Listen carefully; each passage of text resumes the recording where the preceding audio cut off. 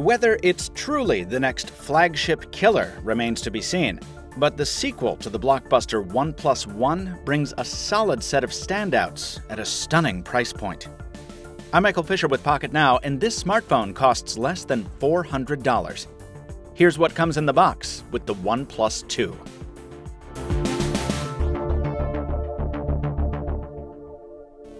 OnePlus didn't exactly innovate on the unboxing experience here, but importantly, neither did it skimp. The box exterior is soft and expensive feeling, and the contents within are tightly integrated with no wasted space and no chintzy packaging. The phone is the first thing you see when the lid finally pops off, which we'll get to in a second. There's only a wall adapter and cable beneath the minimal paperwork, but even these ho-hum accessories are a treat. The wall wart stands out with custom branding and colors, and the flat, wide USB cable with the reversible Type-C connector is finished in very high-quality rubber.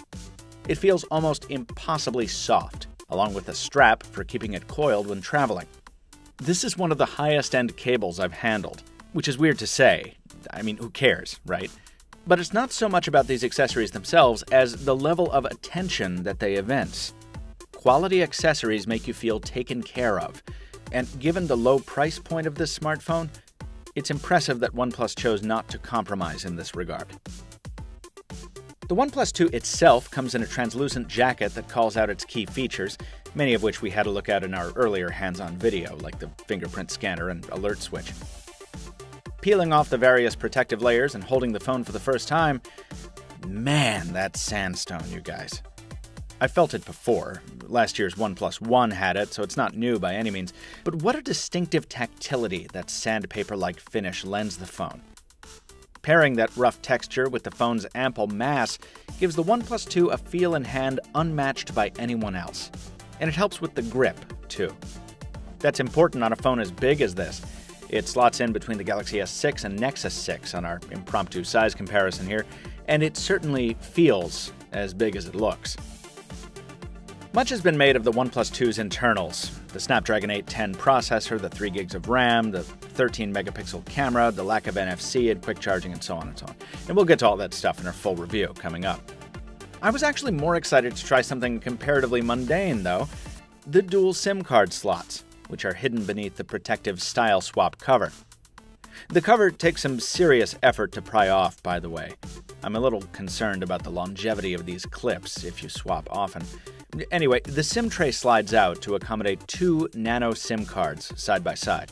We're using T-Mobile and AT&T here, and the OnePlus 2 radio hardware offers support for all the LTE bands we need for each carrier. Powering up the phone brings that big 5.5-inch display to life, and just like it was in San Francisco, it's bright, sharp, and very readable, even outdoors.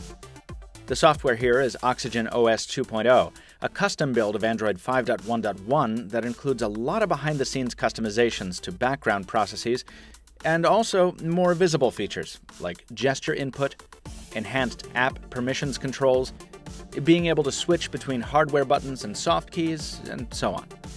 The Oxygen OS footprint is pretty typical.